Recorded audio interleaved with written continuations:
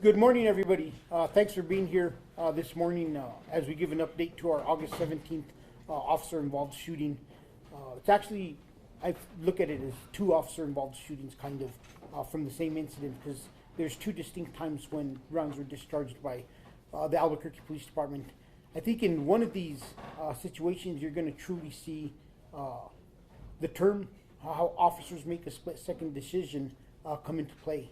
And it really emphasizes the time crunch that our officers are put into, and how sometimes things evolve oh so quickly. So I just want to turn it over to Kyle, and he'll start the presentation, and we'll take questions and answers after.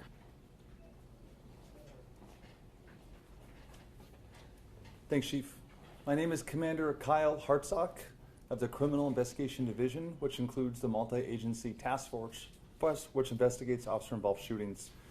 We're talking about an incident that occurred on August 17th, 2024 in the 400 block of Arno Street Southeast. It is our ninth categorized officer-involved shooting of 2024.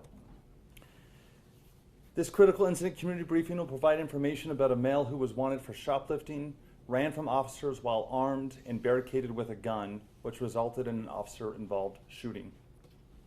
You're about to see relevant video footage and photos and learn about other evidence and police procedures related to the case so you can have a better understanding of what occurred based on what we know right now. The police department conducts very thorough criminal and use of force investigations, which typically require investigators to review multiple hours of video, interview multiple witnesses, and analyze a significant amount of forensic evidence. We are still at the early stages of this investigation, which can often take several months to complete.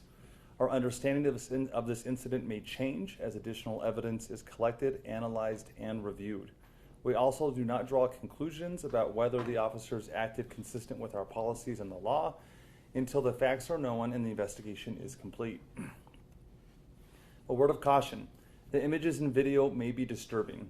When police officers use force to arrest a subject or defend against an attack, it can be graphic and difficult to watch. In addition, there may be strong language by those shown in the videos. The two officers who fired their weapons during this incident is Conservation Officer Truett Bushnell, who's been with the department since 2023. He has no prior officer-involved shootings. He has not yet returned back to work. K-9 Officer Robert Sanchez, who at the time was on a temporary transfer to the SWAT team, was hired in 2005. He does have two prior officer-involved shootings, and he is back on full status. The subject who was shot by police was 44-year-old Derek Pickett. This incident took place in the Valley Area Command. A patrol officer was initially dispatched to an unrelated call at the Family Dollar near 600 Broadway Boulevard Southeast. As that officer, who was in a marked patrol unit, started to pull in, Derek Pickett was seen running out of the front door being chased by an employee with merchandise in his hand. Later on, we would value the merchandise at approximately $47. This video is from the Family Dollar and was connected to our real-time crime center. The video shows Derek passing all points of sale without attempting to purchase the items in his hands. There was no audio in this video. We added our radio transmission audio on top so you can hear the officer call out, witnessing the shoplifting event occurring. We'll play that for you now. Here, 226 PD, make 226. Can you log me on a different call, 37? The guy just ran out of the Dollar General with a bunch of items. That's fine. Baker 241B. Baker 241. 1916 with 1 to PTC 30 miles, 65362. How many checks? It's a 10-3. What'd you do, team? You do call. PD Baker 224, Tom John 224, Big Cram People, Unit 82 her. Number. Tom 2224. 22 Adam Long and Road.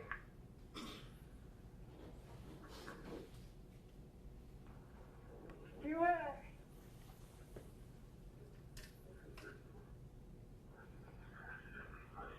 Jump. You went down an alley on cool. White shirt, gray pants, black do-rag. Vienna hit BMA? BNA. Suspect. So going north. You guys last seen northbound? Northbound on a back alleyway. 10-4. Lost visual, the subject does have a gun. Check first, Mark. 10-4. Derek ran northbound, and north on this map is to the right, from that Dollar Tree on Broadway. And at the intersection of Cole and Broadway, he brandished a handgun in his waistband and told the officer who was chasing him that he was not going back to jail. He then ran eastbound on Cole, then northbound through an alleyway that connected Cole and Lead. He then ran eastbound on Lead to the approximate address around 400 block of Arno Southeast, and then into a shed that was on the property. You can see Lead is on the top of the image here. Officer Bushnell, who was working patrol in the area that day, responded and tucked himself in where the blue circle is, kind of in the northeast corner of the property, and started to give commands for the person inside, Derek, to surrender peacefully. The approximate distance our officer was from the shed at this point was about 18.5 feet. Officers were on scene about 16 minutes at this point where we're going to play the video. This is the OBRD video from Officer Bushnell. As the officer is asking the suspect to surrender, the suspect fires a shot from inside the shed, and officer fires back in return. We're going to play that video for you now. I'll let you know some things. I know we've been talking earlier. This is the APD. You're not free to leave right now. If you don't obey all the commands, force may be used against you. I really don't want that to happen, brother. Listen to me. We're officers out here. We're just as worried as you are. I understand that it's scary and frustrating, but we can get through this, man. Talk to me. I can't hear you, bud. Can you open the door so I can hear you? You say let you leave? You know with the police, you know they can't do that, partner. You're not free to leave. Could you repeat that? Shots fired, shots fired, shots fired. You good? Yeah. You good? You good? Wait up. Let me replace your leg. Check yourself. I'm not hit. I'm not hit. Not hit. Was that No. shooting or 34? Sir, I return fire.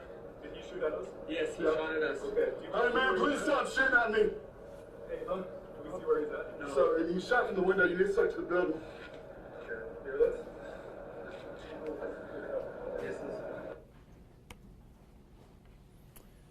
At around 4:16 p.m., about 2 hours after the incident began, SWAT had arrived and fully taken over the scene. SWAT was on scene for approximately an additional 2 hours trying to negotiate with Derek, so we're 4 hours into this incident. A throw phone, which is a phone that we utilize to try to give people that are barricaded a way to communicate with us without, yelling and screaming and shouting, had been placed at the front step of the shed in hopes of speaking directly with Derek. While we continued to try to get him on the phone, we never stopped giving public address system announcements to him. We're going to play you just a short clip of some of those PA announcements that were ongoing just several minutes before the second shooting occurred. Albuquerque Police Department, you are under arrest and not free to leave. Come out that front door with your hands up and empty. I don't want you to get hurt. And that was a member of our crisis negotiation team giving those announcements. The suspect had barricaded himself inside of a shed. Again, the shed has the red circle on it. And we knew he had a gun. To help communicate safely, again, officers gave him a throw phone, which is used to talk to someone in these situations. While the phone laid outside the door, we had called it over 50 times to try to get his attention and get him to answer. The suspect eventually opened the shed door and used his left hand to grab the phone. At the same time, he kept his right hand hidden behind the shed door. After getting the phone, he stepped out further, and that's when he raised his right hand, which was holding a gun. In about 1 second after seeing the gun, Officer Sanchez fired his weapon, and Officer Sanchez was stationed approximately here, 95, 96 feet away, behind one of our police vehicles. After Officer Sanchez fired, Derek was wounded and fell to the ground. A 40 millimeter less than lethal impact weapon was also fired by a different SWAT officer, and a noise flash diversion device, or a flashbang as they're commonly known, was also deployed. So you're going to hear 3 bangs. The first one is the gunshot. The second, we believe, is our less than lethal round, and the third one is the diversionary device. Only 1 shot is fired during this video. We'll play you a couple different angles. This first angle is from the officer that fires the less than lethal round. Officer Sanchez is right in front of him.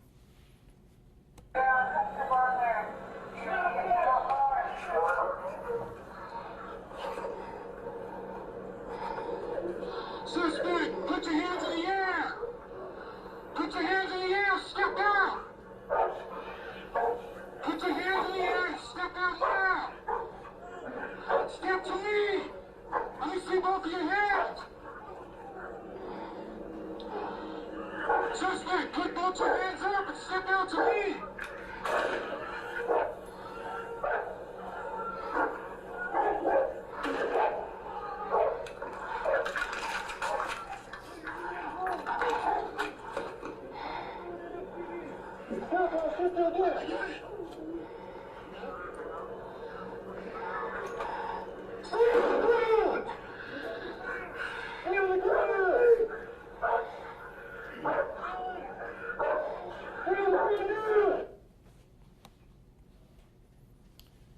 This next video is showing the OBRD from Officer Sanchez and from a drone that was flying overhead by our department that was approximately 184 feet in the air, giving some members of our team a different vantage point than the officers on the ground level. Officer Sanchez stated in his MATF interview that he observed the suspect reveal a firearm in his right hand and began to raise it from his hip, aiming towards the entry team, the entry SWAT team members. Believing that the suspect was going to shoot him and other officers, Officer Sanchez decided to use deadly force to prevent any further harm. The suspect fell but quickly got back up on his feet and ran in a northeast direction. From our preliminary review of the video, the gun is presented to Officer Sanchez's view. He disengaged the safety and fires. The total duration from seeing the gun from the officer's viewpoint to firing is almost exactly 1 second. So we're going to show you this clip with the timer at the bottom to show the quickness in which these actions occur.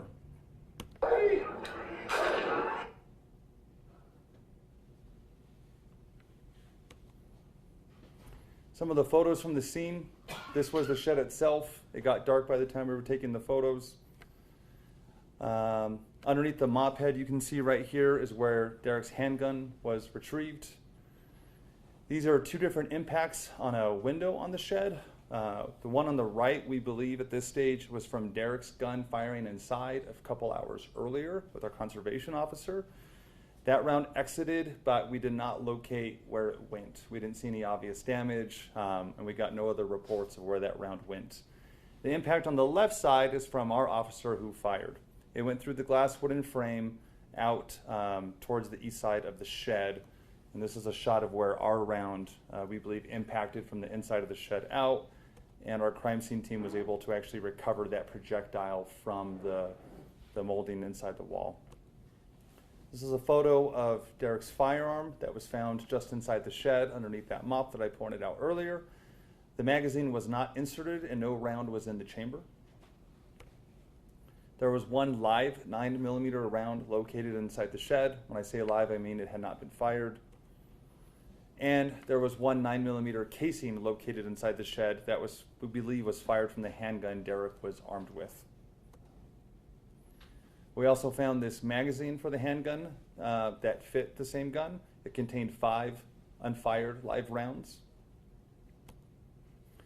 And these are some of the items that were found inside Derek's backpack inside the shed, including a small amount of methamphetamine and a pipe to smoke it. I think it's important to note, while we're still awaiting toxicology reports, it's not uncommon that we find powerful drugs in the bloodstreams of persons who engage in violent encounters with our officers.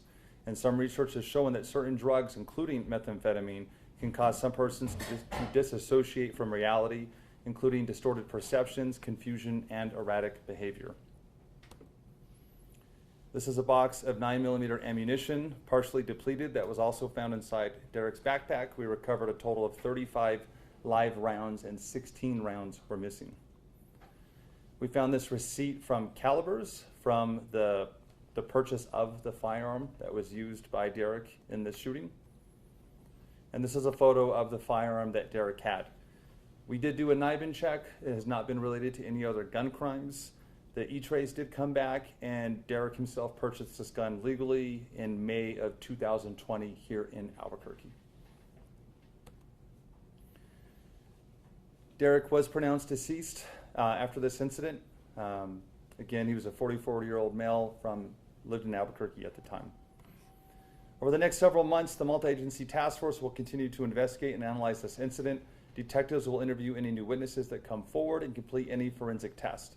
After the investigation is complete, the case will be forwarded to the district attorney's office to make any determination of criminal charges. Our Internal Affairs Force Division will also investigate the shooting and determine whether the department's policies were followed. The results of the administrative investigation will be forwarded to the city superintendent of police reform to make final decisions on discipline. Our Force Review Board, made up of deputy chiefs, will also review the incident to identify trends and potential policy changes that may be needed in response to any shortcomings that are identified. You guys have any questions? Yes. Do we know if Derek was unhoused?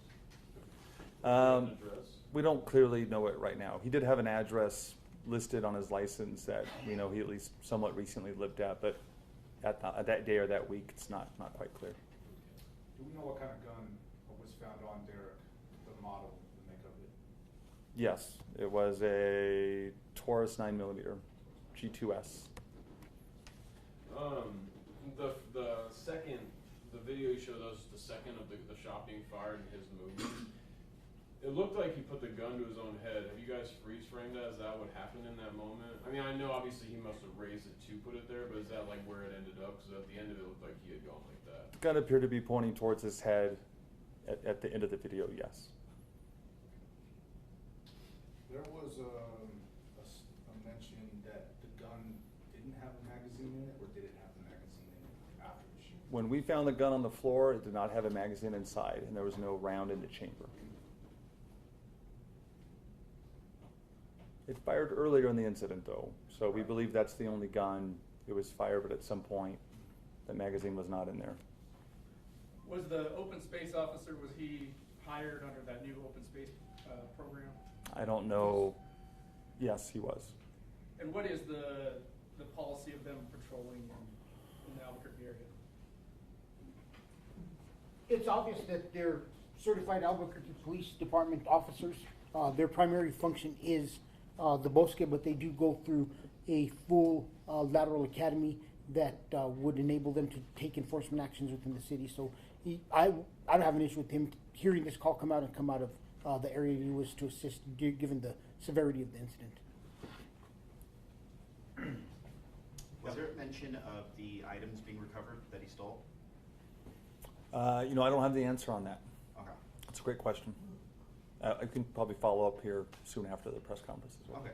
And just for reference, can I see the first slide again that you just had the stats on? I just didn't get that. The very, very like first the title slide? Yes, I just want to see the title slide. Sure.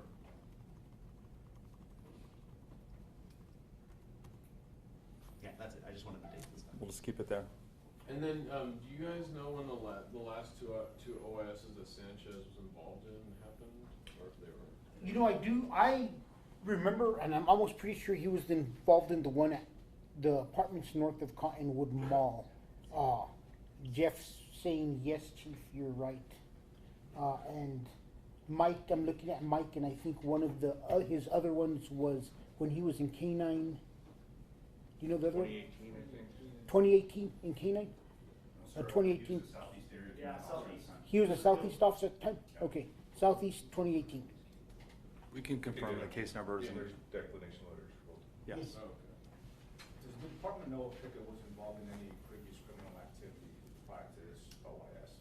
We usually don't go into their backgrounds, but I'll tell you, he is not pinging on any radar, does not really have a criminal history for quite some time. Said the item worth was approximately $47. Is that, is this the typical response that would be given for a theft of such low value? I think you got to look at this situation its totality. We saw an officer, and there's several media outlets in here that criticize us at times for our reaction to shoplifting. So right now, we have an officer observe a shoplifting. We see them get in a foot chase. But I think this incident escalates at a certain point when the individual flashes the firearm. I think if you look back historically within this city, one of the key things that the state legislature used to change some of our legislation with shoplifting was the Walmart incident where the female came out and flashed a gun, I believe fired a shot, and threatened so many individuals. I've stated this in the past and I'll state it again. I'm very concerned about individuals who commit shoplifting who are armed with a firearm. They are armed with a firearm for a simple reason, and today we saw it. They used the firearm to say, I'm not going back to jail, and the officers had to back off and they had to change their tactics. Anytime anybody arms themselves with a firearm, and as it turns out possibly we'll know in the future is under the influence of narcotics, it is extremely concerning to us that this individual remain in the community, because we know those are two very huge recipes for tragedy that could involve community members and citizens and victims that don't deserve to go through the things. And the clerks at the store, just think if one clerk would have stepped out and had a firearm flashed at them, or local security have gone. So yes, we hate to see an incident like this over shoplifting escalate to this point, but at the same time our officers have a job to do, and as these individuals, their actions escalate, our officers' response will also escalate. Just to follow up, the initial call from the Walgreens, did it entail that maybe there was a violent response from? No. I don't believe the initial call comes into play because the officer saw the individual running out. The initial call was really completely unrelated, but they were going to meet the calling party at that store to get more information on this separate call. When the individual ran out of the store. Okay. Yeah. Any other questions? And that first call was, it was like you said at the press conference, it was like a domestic incident. It was a domestic incident unrelated to this. Yeah. Yes, perfect clarification. I think one of the things that really stood out, we were going through it, was the fact that they were trying to de-escalate it multiple times. We don't tend to see that a lot, but talk about a little bit about that process and how well you would consider the officers did in a situation like this. You know, I'm glad you bring that up, because if you listen to the first officer, that is something that we've worked hard on over the past few years, is giving good, clear directions. If you look at some of our shootings 2-3 years ago, we all used to sit here and there's an utter chaos with who's yelling, who's screaming. People were getting multiple directions. But if you look in this shooting, this goes to show like how the process of FRB finding ways to get better is you hear one person giving good, clear orders. You move into the SWAT call, they try to give orders. And that's one of those things. At times people get upset and they're like, oh, chief says that DOJ made him better. And the naysayers who are upset over that are always going to be like, oh, why did he say that? The bottom line is it did make us better. 10 years ago, did we see de-escalation like that? No. Are there other agencies across this country within that state that have de-escalation like that? No, they don't. But this is one of those circumstances where I tell you, without a doubt, the DOJ process has made us a better department. The part where the second shooting happened with the SWAT officers? Yes. Can you explain a little bit more about the process? Because we see a shot being fired, then we see the less lethal, then we see the flashbang. There really isn't any, I guess, way for that to happen without the first shot being fired? The investigation is going to have to determine people's reaction times. Everybody's going to have a different reaction time. Everybody is in different positions. And I'm not saying this is the case, but it could be as simple as one officer is already at a low ready with their rifle and the less lethal may have not been at that point. And the investigation will show, and everybody has quicker or slower reaction times. And we are talking at a matter of like 2 seconds here. And I don't think it's unrealistic for us to see that there's going to be second discrepancies with how quickly people react to a situation. And I'll tell you too, it's hard to tell from the lapel video, but he stays on his feet and is still moving, but without the gun. And so the gun is dropped when he is shot. Then a 40 millimeter less than lethal round is launched as he is still standing. And then the diversion device is a tactical option that team is trained on to use. And while I don't have the expertise to get into why they deployed it, it's a fairly standard response in something like this. You know, and I just really want to emphasize to everybody, like, this video clearly shows the split-second decisions our officers make each and every day. And I think it's important to really recognize the stress of a situation and what they go through, and that sometimes our officers really operate in a lot of gray because they have to. That's the natural state of policing, and it's not as clear. We don't have those clear lines that we'd love to have at times, but this video clearly emphasizes it. You can see how quickly he had to make a decision and how he had to transition to lethal force. And then just a follow-up, is that SWAT officer the officer that's currently on leave, and is the reason why he hasn't come back to investigation, or something else? No, all of our officers go on standard leave after a shooting, and when our behavioral sciences unit indicates that they feel the officer is ready to go back to work, they go back to work. And the department is what's improved in this. Almost 25 years ago, I was involved in a shooting, or sometime a long time ago, and it was 3 days and you went back. It was just standard, as if we all reacted to situations the same thing. And I think APD, once again, with credit to DOJ, we have a much better process where we, mental health-wise, we take care of our officers and we make sure they're ready to go back to work before they go back to work. The SWAT officer is back at work. The SWAT officer is back at work. It's the other officer. The other officer's on leave. Okay, and then just another question. We have seen a lot of shootings, OISs, in the past where the suspects barricade themselves in sheds. Is there any other plans to kind of like avoid this instances, these shootings? I know you guys use like drones and other things, but is there anything else that could be used possibly? I think the number one thing is we need to look at this as a layered approach, and it does not all start with the Albuquerque Police Department. And I'm just as guilty as everybody else. And this evening, because of your question, I'm going to go home and I'm going to find my key and I'm going to lock my shed. Because it's true. Like, we all as everyday citizens can help our officers avoid these situations if we just thought about it. And maybe we didn't think about it because I didn't until you asked it. And today I'm going to lock my shed, and today I urge everybody in Albuquerque, if you want to help our officers avoid these deadly situations and hopefully maybe save an officer's life someday, take the time to go outside and just lock your shed. And I think too, and I'll show you the overhead slide. So keep in mind, SWAT was already there for 2 hours. They were doing other things, but you can see this is one of our tools. It's a Rook, correct? So I would look at my SWAT guy, make sure I say this right. But it had already either attempted or completed penetrating one of the walls, and they were working on a gas plan, or they were already executing a gas plan to try to get him to come out. So again, these things are so time compressed, but this is 4+ hours into it. There was throw phones, there was lots of different ways we were trying to get Mr. Pickett to feel at ease to come out and surrender, and he did not. Chief, can you talk a little bit about how an OIS impacts the mental health of the officers involved in the situation? Oh yeah, I can tell you from firsthand that it's very difficult on officers. It is something that they live with that never goes away, that officers consistently have to deal with. There is a series of things that you go through. I could tell you the first thing I went through was the criticism in the media.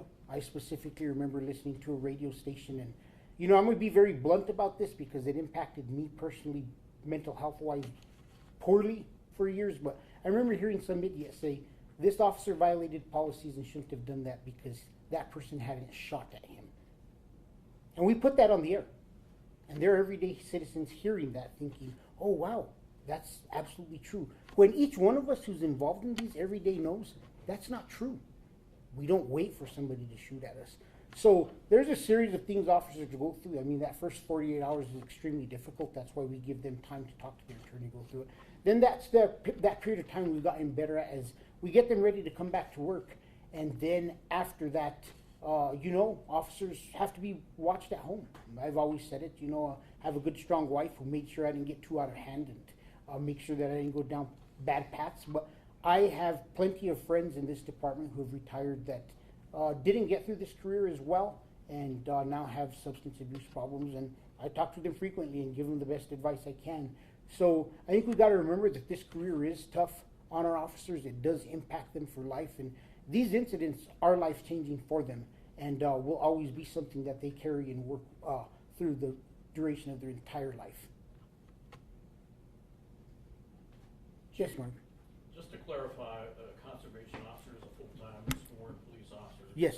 What's the difference between a conservation officer and an open space officer? The conservation officers replaced open space officers. That's the only difference, is we signed an MOU with the union where we could hire conservation officers directly into conservation and not have to require them to go to the field.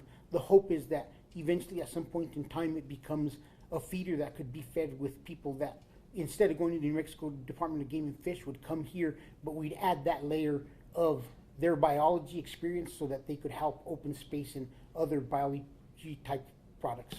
For those of you that don't know, I used to work for the Forest Service. All right, thank you. Have a good day.